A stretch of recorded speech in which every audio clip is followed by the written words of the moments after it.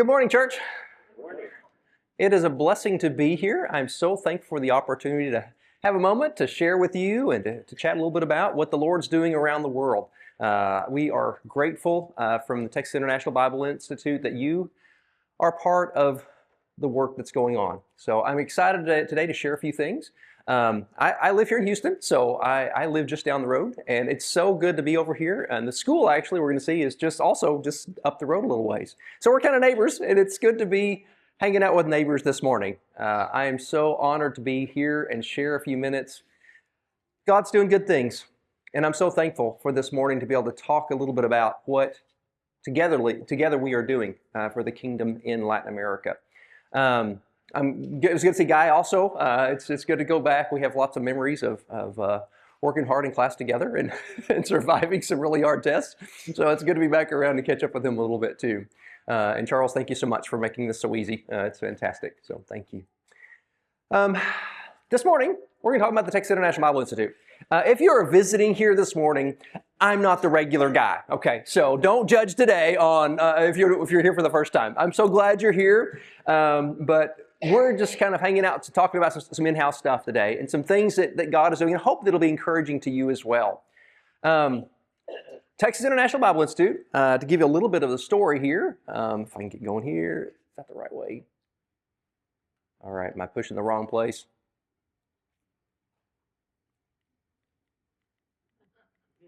It's not advancing. I'm going to have to tell you, I'm not doing something right, guys.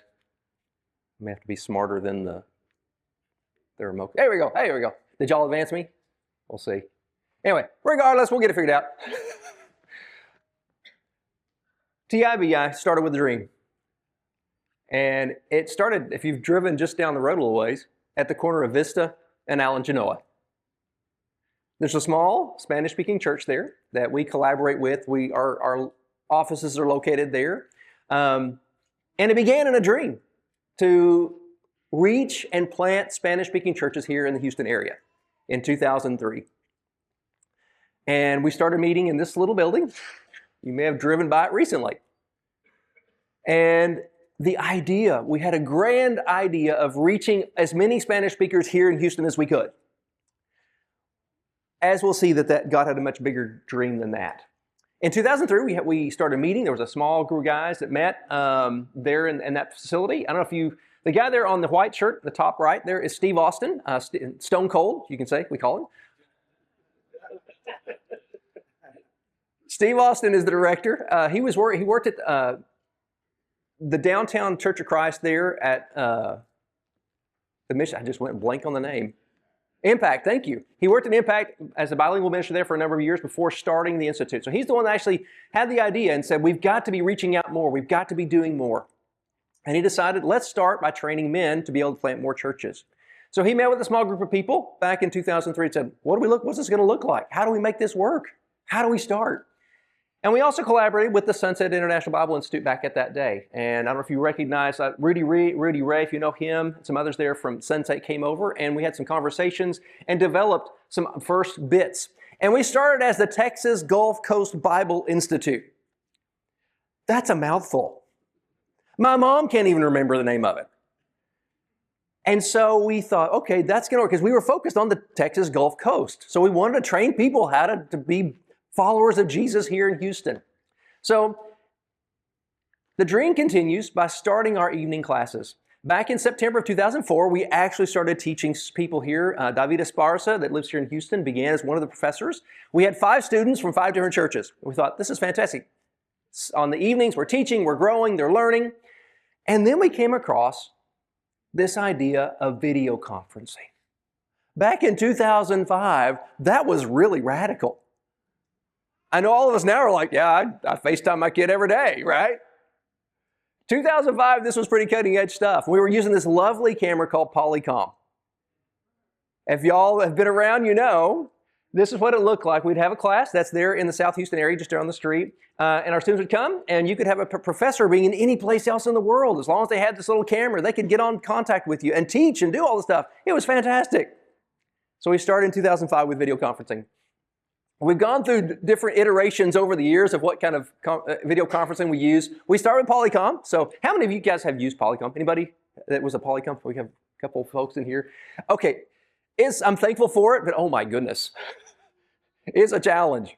We were so thankful when things like came along that were desktop based. We started in 2011 using a thing called Video, V-I-D-Y-O, and that just changed the game entirely because you didn't have to buy this special little like camera and box and stuff, and this opened up the doors for all kinds of things. Well then, in 2017, we made the leap. We were doing Zoom before it was cool. I think everybody and their mother started in 2020, right? But now we've been using Zoom for almost 10 years now, and it's still a blessing to us. We continue to have Zoom classes day in, day out, and that's kind of our main way of functioning.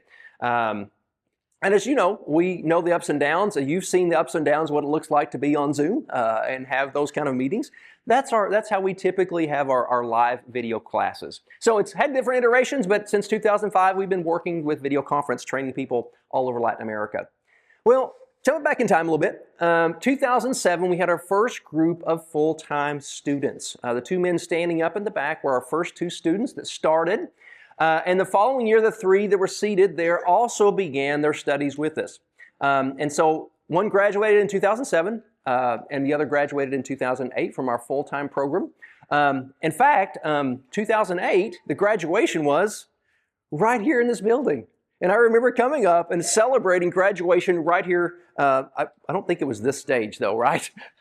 I think it was a different stage at the time, but it was right here.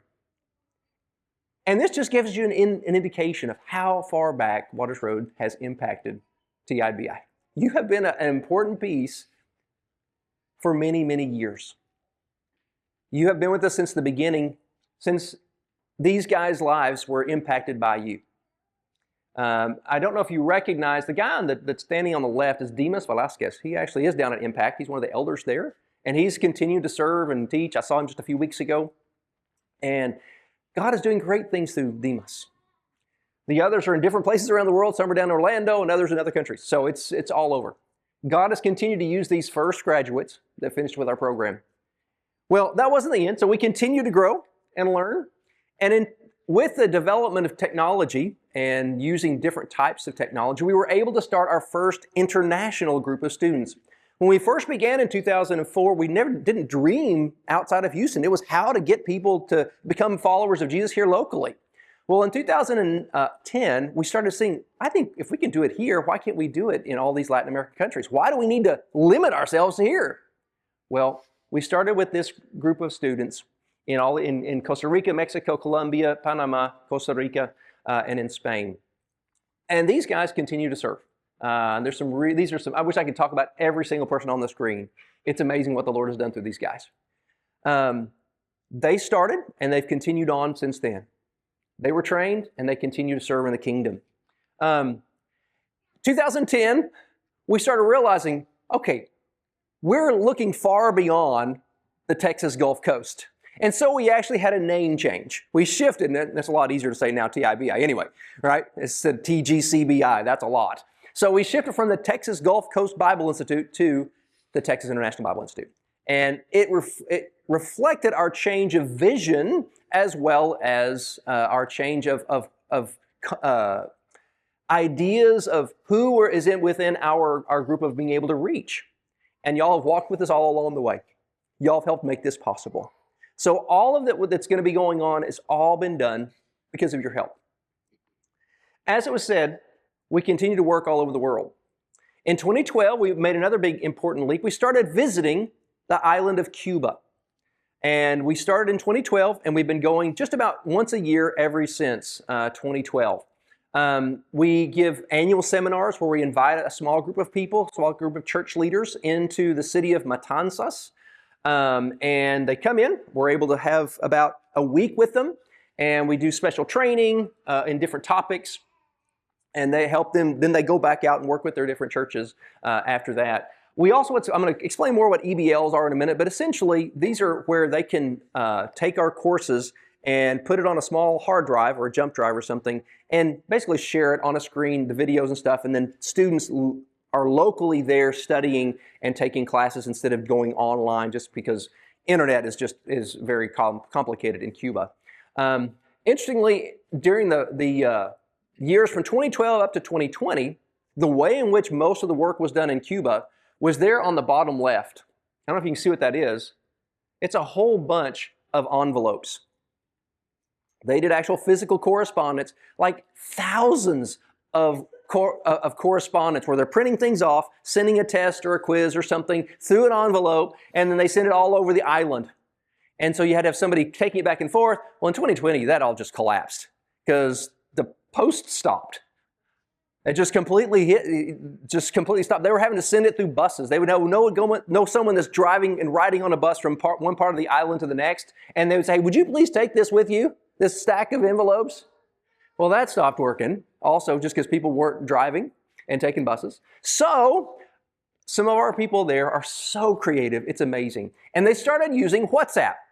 How many of you guys have used WhatsApp? How many of y'all are WhatsApp people? All right, we have several. If you don't know what WhatsApp is, it's like sending text messages. It's owned by the same people that Meta and all that stuff. But essentially, it's there on the top right. It's a way that you can do international conversations, so you're able to text and send videos and audios and so forth. Well, they had the bright idea, well, let's give classes on WhatsApp. So what they would do is they would tell all the students, listen, here's going to be the PowerPoints of all of the courses, or all this particular course. Let's say in my case, this is Acts, for instance. And they take my video recorded course, and they take all the PowerPoints and put it as a PDF. And they upload each one, and they take the video and they just extrapolate the audio, because the videos are just too big, and they use the audios along with the PowerPoints. And a student will sit with his phone and listen to the audio, look at the PowerPoint, and take notes. And they'll do that for the week. And then once a week, I get on them with them live, and we have an interaction through writing. So we have a written conversation back and forth. Isn't that the most creative thing in the world? It's unbelievable. And they are sitting out underneath palm trees and hanging out and stuff, and in class, loving the Lord and serving and growing. And we've been doing that now for about 6 or 7 years. It started just around the time COVID started. The folks there are doing amazing things. And I'll share a bit more about Cuba in a moment. But started in 2012. Since the time that we began studying, we continue to train people. We started, like I said, full-time students in 2007 and have gone on since then. And if you notice the numbers, we've had now 19 different countries have had graduates. We have completely, up till this last month, in fact, in July of 2026, we had our 260th graduate. But if you notice the numbers here specifically, you have 60 graduates in the first 10 years. We've had 200 from 2018. And in the last 3 years, we've had 75. So you kind of get a feel how that's going. If you can plot that on a graph, what's that going to look like? It's going way up really fast. That's what God is opening to do. This is what you are making happen. All of these little hats that are up there, the yellow hats, represent people. And you have made it possible to be able for people to train and learn about Jesus Christ and be able to train and teach others to make other disciples. Just like it was read this morning. You will be my witnesses in Jerusalem, Judea, and Samaria, and the uttermost parts of the world, right? You are making this a reality. And it's only going to continue going, Lord willing. And so, on behalf of all these folks, thank you. Y'all are making this happen. This is part of your world. So, this is where we are today. Who knows what's going to be in 10 years from now? Isn't that exciting to think about what the Lord's going to do in the next 10 years? If it's already growing this fast in the last 3, what's it going to look like in the next 10 years? Only the Lord knows. I can't wait to see. So that's some of the things that are happening.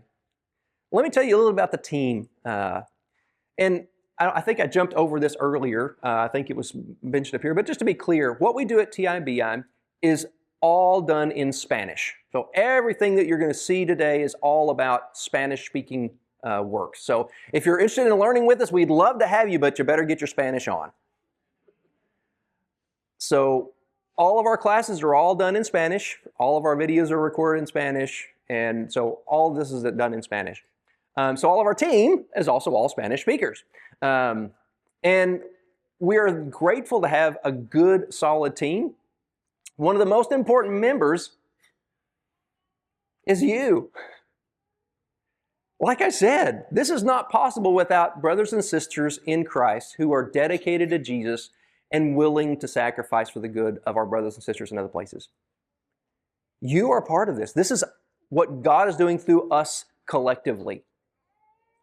Even though you don't speak Spanish, if you don't speak Spanish, it's okay. You can still be a team member.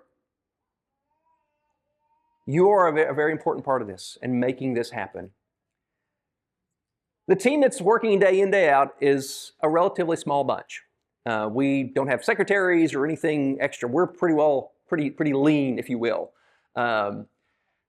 As I mentioned, Steve Austin is the director, and he's the one that began back in 2003. I came on in 2008, so I've been there just about 18 years, and I'm assistant director there. On the top right there is Carlos Camacho. He lives in Mérida, Mexico, and he is in charge of what we call the practicum work, where our students are not only in class learning and studying, they also have to meet with him weekly and talk about practical work that's going on in their churches, whether it's planning a new church or working with a church that's already established.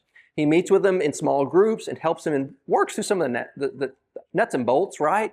Y'all been like, when you get out of college and you go work at a job, that's two different things, isn't it, right? You get all the learning in school, but then you go to actually go work, and it's like, okay, this is not what I signed up for. This is a very different thing. This is where Carlos comes in and helps people train in practical learning. He's planted a number of churches in Venezuela that raised from nothing up to having elders. So he knows what he's doing. He's been in church planting for years. So he offers some really valuable insights as they navigate the complexities. And y'all have been around church long enough. You'll know it's hard. There's difficulties that people face. And he's a place there that they can work through that. There in the middle, the couple that's standing there in the middle, Pedro and Silvia del Pozo, are also full-time workers with us. They live in Quito, Ecuador. And they're in charge of our online video courses and our EBLs that I'll explain more of in a minute. They're just a really great couple working really hard. To their right, no, to their left, is Daniel Urdaneta. He is actually one of our first, if you may have seen him on the screen before, he was one of our original graduates there from the international program. He is an IT guy. He's been working with IT forever. So he's our part-time IT technology that helps us with some of the conundrums and quirks that we run into. On the two outsides are two different men that work with us. They're part-time professors, and so they teach classes with us, but they're also directors of development in different places here in the United States, again, trying to raise funds part-time. And the woman there, Ludmila Benconsume, she is our coordinator in Cuba. She is a genius with regards to organizations. It's just unbelievable. She can keep all these things flying and going and stuff, and just does a great job for us there in Cuba. So this is our team. This is all we got. So we're grateful for this great group of people. It's funny, Steve lives in Tennessee. I'm here in Houston. Carlos is in Mexico. Jorge's in Florida. Tim's near Dallas. And of course, Ludmila's in Cuba. Pedro and Silva in Ecuador. And Danielle's in Spain. I worked for this for almost, a little over a decade. From 2008 till 2018. Before we were all in the same place at the same time. We never met each other all together for 10 years. We were working together day in, day out. We'd never been in the same place until 2018. Ironically, we met in Cuba. That happened to be the place we all landed on and were able to work together. We have a picture of the first time that we met. It was so funny. In Cuba, the way it's structured is people don't have internet, or at the time, some may have it now, but no one had private internet. You would go to a park and get your internet. And so you'd have to go there and stuff. Where did we all meet? At the park. So we have a picture of us. The first day we ever were all in the same place together was at this park in Cuba because we were all going there. We didn't know it. We just happened to lay in there at the same time. Because we have a passion for what the Lord is doing. And we're keeping working all over the place. So this is our group. And on top of our full-time staff, we have 32 professors that are kind of like adjuncts, where they just teach maybe one course or two courses. And so they're able to come in and teach online from all over the place. They're from 8 different countries. Some of these are ones who have gone through our program, have TIBI before, have graduated and gone on to get a master's degree, and have returned to be one of our professors. So we have several that have done that, and we're grateful for what the Lord has done through those guys. So we're blessed with some really good teachers. All right, so what are we actually teaching? What's the content really fast? We have several different degrees we offer. Certificates are designed more for church workers that are just kind of wanting to deepen a little bit and learn a bit more. So we have 3 different certificates of varying number of classes that are required. Our two main things we offer are bachelors of biblical studies and a bachelor of ministry and biblical studies. These two are essentially equivalents to what you would get at a university.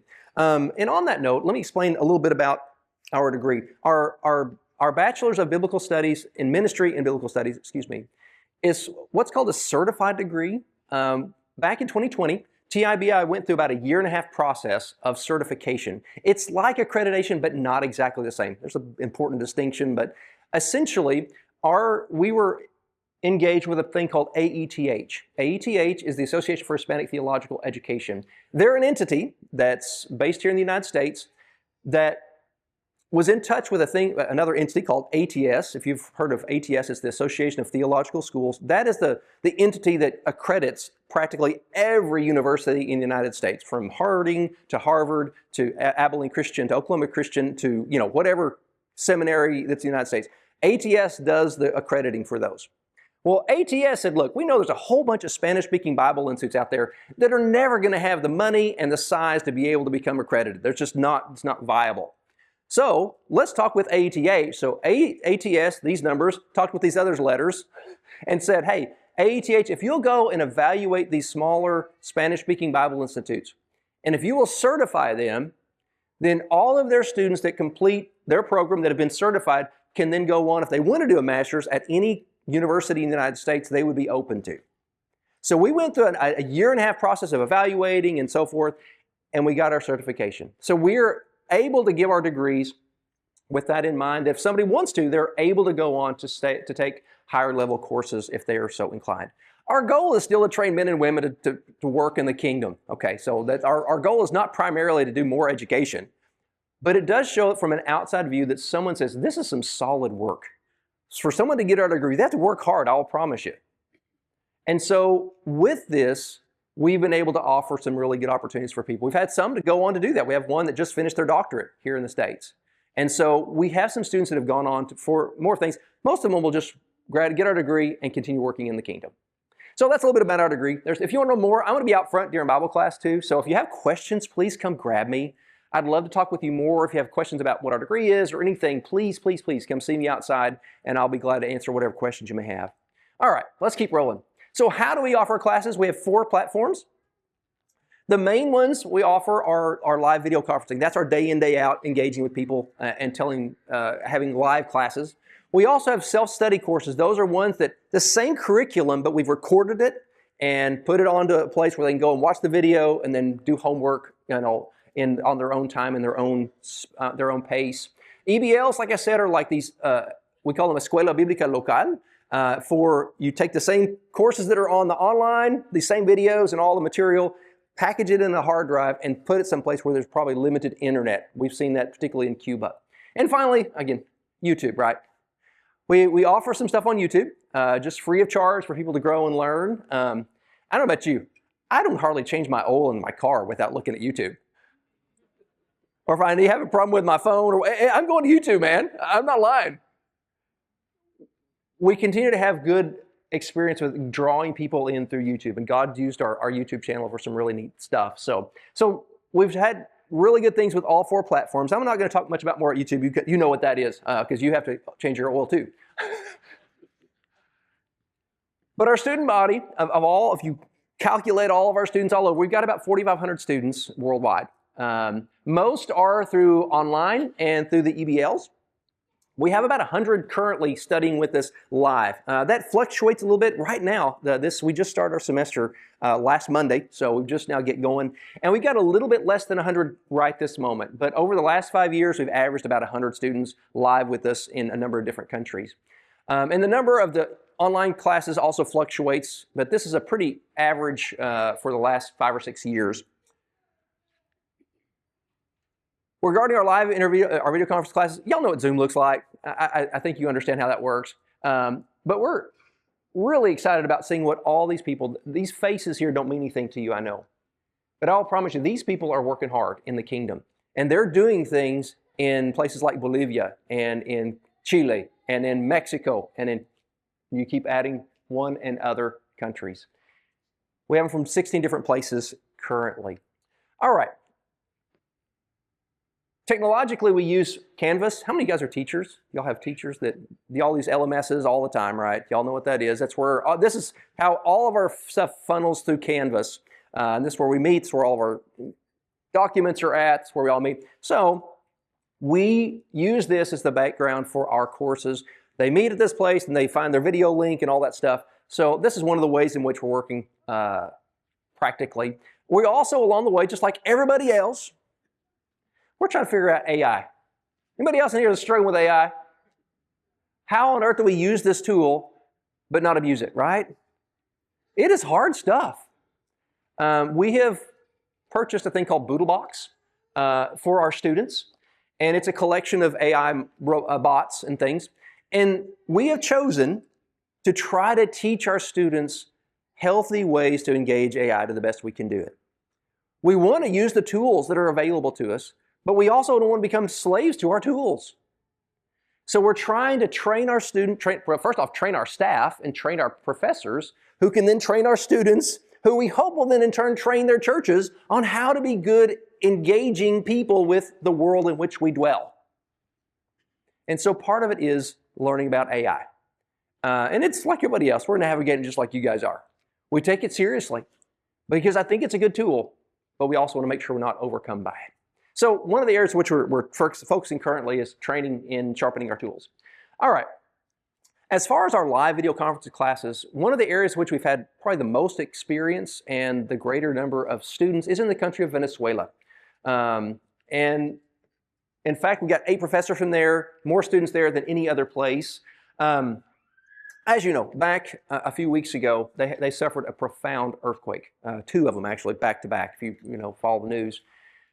And it's still been tough. Our coworker, Carlos, actually is from Venezuela. He lost some dear family members. And many of our students were affected due to loss of family. We didn't lose any students directly. We have some students in Caracas that actually, had major house damage and things, but we didn't lose anybody directly with TB. But most of the people we have in Venezuela have lost dear family members. Obviously, churches have been impacted by this. Guys, it's still a long story on that, if you're not familiar with it. There's still a lot to be done in Cuba or in Venezuela. So please be praying for them. They're still facing some really serious challenges. Like tens of thousands of people are still missing. Okay, it's serious, and that's still ongoing. They're continuing to work there. So if one of our graduates, actually there on the bottom right-hand side of the screen, Jonathan Guevara, works with some humanitarian efforts through a thing called Treasures in Heaven. And he is try to help what he can by funneling things towards them. So if you're interested, talk with me afterwards. I can give you information about him. So please be praying for them. But I will tell you, in spite of some of the things they're facing there, God has opened up some amazing doors in Venezuela. The kingdom is growing in Venezuela. I will promise you that. It's amazing. A few years ago, one of our graduates coined the term Ibitianos. In Spanish, the T-I-B-I is I-B-I-T. So it's instead of Tibi, it's Ibit. It sounds like a Spanish-speaking frog. But Ibitianos is kind of like when I'm scared to say this out, but there's a school that's up here in College Station. They have a name, right? They are Aggies. I thought I would get a whoop or something like that. Anyway, so whether you're an Aggie or you're a Longhorn or Red Raider, right? Any other fellow Red Raiders out there? So they came up, we want to be Ibitianos. We're connected with Ibit. We're connected with Tibi. It was so neat that they came up with that and said, this is us. All these guys here are preachers in Venezuela. This group was taken kind of at a preachers convention, and we realized these are all graduates of Tibi. And they are excited to be able to have this camaraderie and this love, and they're continuing to do really good work. One of our graduates that's here from Maracaibo, named Lenin, says the following. Tibi has many preachers that are creating a new generation, which is mature and united. In spite of our differences, I see tolerance, patience, and love. I believe that better years are coming for the work in Venezuela. I'm excited to see that. This is what Lenin sees, and I think he's right. I'm seeing the same thing amongst other brothers and sisters there in Venezuela. And the Lord is opening up doors. They are continuing to grow, and the churches are growing there. So I'm excited to see what the Lord continues to use Tibi in Venezuela, and that we collectively are helping make happen. All right. Top right, really quick, I'm going to go over this idea of the self-study courses to give you a little bit more idea about that. If you know someone who's interested in studying, ibitinlinea.org is our website for our online courses. So I've got some brochures out in the foyer. Some are in Spanish if you look on the far right side. If you have friends that are Spanish speakers, if you're not, please grab one, and that will give them information where they can start. And maybe this is a good place for them, because this doesn't require you to be at a particular time or place at a particular moment. All of our classes are available 24/7 on this site. We began recording videos back in 2007. We've got 40 plus that are available, and someone can complete one of our degrees completely online if they're interested. EBLs, like I said, are the same courses that are online, but are packaged up into a hard drive or sent to locations that don't have good internet. A few weeks ago, I had a chance that one of the EBLs in Venezuela has been studying my course on Acts. And as they went through it, they said, hey, Kevin, is there any chance you would meet with us one time just to talk and get to know each other? So we got a chance to meet with a group in Barquisimeto, and we looked over some of the highlights of the lessons that they were looking at, and it gave us a chance to engage one another. It was so neat to see what the Lord is doing. And this is just one of many, many EBLs that are plopped all over the world, really, and we have several that are in different countries. But the place that we're primarily working EBLs is in two locations. One is this place in Predisan. Beginning this last March, we started connecting with this ministry called Predisan in Honduras. And Predisan, the name, comes from two words in Spanish. If you speak Spanish, predicar and sanar. Predicar means to preach, and sanar means to heal. And their objective is, hey, we need to be preaching the word, but we also need to be helping people's physical health. And so Predisan began like 40 years ago working and training people how to do both of those elements. Well, they invited Tibby down, and Steve Austin went down in the top right corner there to go and tell about the Tibby program. And now we're going to be having essentially an EBL connected with them where they're studying our courses to train in their ministry. So we're excited to see what that develops into. I think we have currently 15 students that are in this just beginning, but this is going to open up the door for a lot of opportunities. The other major place is in Cuba. We collaborate with Tony Fernandez and his wife Ludmila and their daughter Susana. You may have read in the Christian Chronicle, there was a couple of articles that he featured in, and one of our coworkers also there if you go back a couple of months ago. Folks, I will tell you, I don't know if you guys, if y'all have like heroes in the faith, people that you go, man, that person, they're just amazing. How do they get done when they get done? They're so faithful. This is these folks for me. I'm not lying. They are amazing. They love the Lord profoundly, and they work hard. And they're facing some incredible challenges. Just like Venezuela, let me tell you, if you don't know, Cuba's having some really hard times. I beg you, please be praying for the people in Cuba. They are in a tight spot. We were just talking recently, gasoline is practically non-existent in Cuba. And of course, if you imagine, if you have no gas, that does everything. Plus, their whole electrical grid is based upon gasoline. So you have no electricity, you can't get around. It's rather complex. And they are trying to face it as best they can to lead people to Christ in the midst of it. Here are some images of some of the things that we mentioned about the whole WhatsApp option. That's one of the examples of when we met. That was in 2024, actually. Of Steve teaching and doing one of the seminars. God opens incredible doors there. And to kind of give you an idea of some numbers, right at this moment, we have about 2,100 students in Cuba that are actively studying with us through WhatsApp or through these self-study courses on their own, and they're all over the island in all 16 provinces. We have 135 smaller EBLs all over the island. And since 2012, we've had 18,000 Cubans take at least one course. 18,000 people have studied in Cuba with TIBI, at least one course. Many of them have continued on. In fact, 37 have completed entirely our degree, which is not an easy task. How many of you guys, I was talking to somebody this morning that was talking about, I think Kevin was saying he was studying Spanish on Duolingo.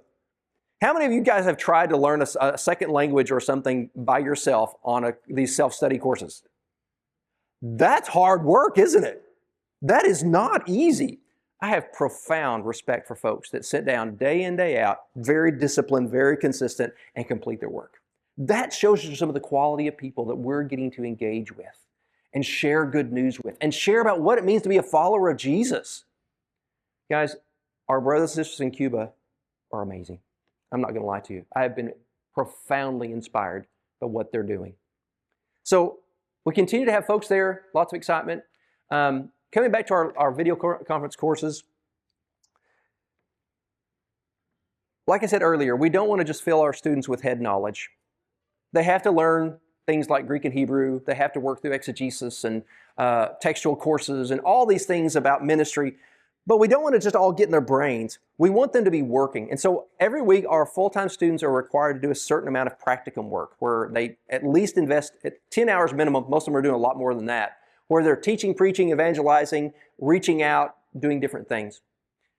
But we meet with them, and they're showing us some of the things in which they're doing. Up here in the top left, Darlene is reaching all over Latin America to teach women how to be good disciples. It's so exciting. She's an amazing lady. There next to her is another brother in Colombia. He's just baptized this gentleman, I think. On the top right is in Venezuela. Below him is El Salvador. Other one in Venezuela. You get the idea, Bolivia. Folks, these folks are working hard. They're doing their jobs. They're serving. They're baptizing people into Christ. And they're teaching good news. How will they hear, right? Unless they're sent. Blessed are the feet that bring good news, right? As was read earlier. That's what it's all about. They are doing the hard work. And we're seeing some amazing, amazing results. Kind of closing up a little bit. I mentioned earlier we've had 260 graduates. So these guys are out working hard, day in, day out. I could tell stories about all of them. Alejandro there, that's in the top right, that's in the wheelchair, he's in Nicaragua. Excuse me. He is an amazing guy. He actually was shot as part of a gang violence back a number of years ago, and that's what led him to the Lord. He was like, I don't think I want this life anymore. He is an amazing guy. He loves the Lord, and he is making disciples, teaching and preaching, and he's also helping with our Hebrew course. So he has learned Hebrew with Steve and is working with him and doing some amazing things. The guy there in the bottom right corner, Carlos Garcia, he is in Venezuela, and he's collaborating with me in teaching Greek, and he is just an amazing guy. He works on the island of Porlamar, and their church meets, and they've been meeting under a tree for a long time. It grew to the point where they outgrew their tree, and they had to build a building. And they are just going and blowing, and God is opening up doors in amazing ways. And he is a brilliant guy, just doing awesome things for the kingdom. Alan here's another guy in Nicaragua. I was talking with Alan one time. He said he was on his way someplace and had his Bible with him. And these bunch of kids came up to him, and they were trying to rob him of his phone and the basic money he had on him. And he was like, all right, guys, here you go. And he started passing stuff out. And they noticed he had a Bible in his hand. He said, all right, guys, God bless you. Y'all take care. And it just kind of caught him off guard. He told me, you know what he did later on? He started a Bible study with these kids that just tried to rob him. And they came. Isn't that amazing? So Alan did some amazing stuff. So again, this is just a little sprinkling some of the things that some of our graduates continue to do. One of the areas that I mentioned is many of them go on to do greater studies. We've had 60 now complete a master's degree through what we call the RED, it's the top word there, Red de Institutos Bíblicos, the RIB we call it, is a master's level degree that's designed for people who have gone through a Bible Institute that want to keep digging deeper because you just simply always need more. Yeah, as many of y'all know, again, once you get working in something, you realize what you don't know. So we hope to offer them some deeper studies in a practical way. We just had a graduation here just a couple of weeks ago and we had another group that finished, and so we're excited about that they continue to work. Again, I could go on and on about these people, whether it's Benjamin working in Guatemala as a counselor and training other counselors, or Giancarlos there in the bottom left, who's planted 2 churches in the last 10 years in Venezuela. We talked about Demas earlier that works downtown. All these guys are amazing. Like I said, we could go on for hours. But these are the kind of quality people that you are making possible. And just to give you an idea of what impact that TIBI is currently having, in the Spanish-speaking world. We started keeping track back in 2009. And since then, we've seen over 6,400 people come to know the Lord because of work at Tibby, through our teachers, through our students, and this number continues to grow each year. We've planted at least 81 churches that we're aware of, and this is what's been reported to us, so who knows what else has gone on that we're completely ignorant of.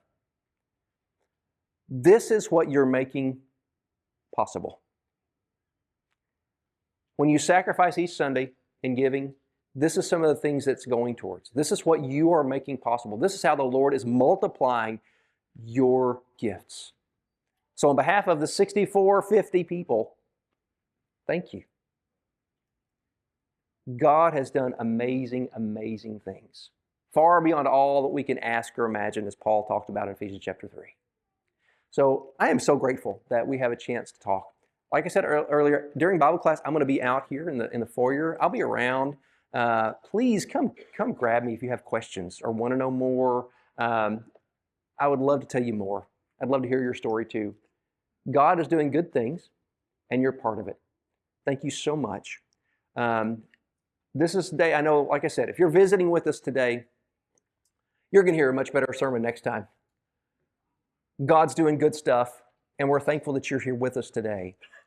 I don't know if you have needs this morning, but if there's some way that we can help you out, we're going to be singing in just a minute, and you can come grab me. I know I can guide you to some folks here that will love you and help you.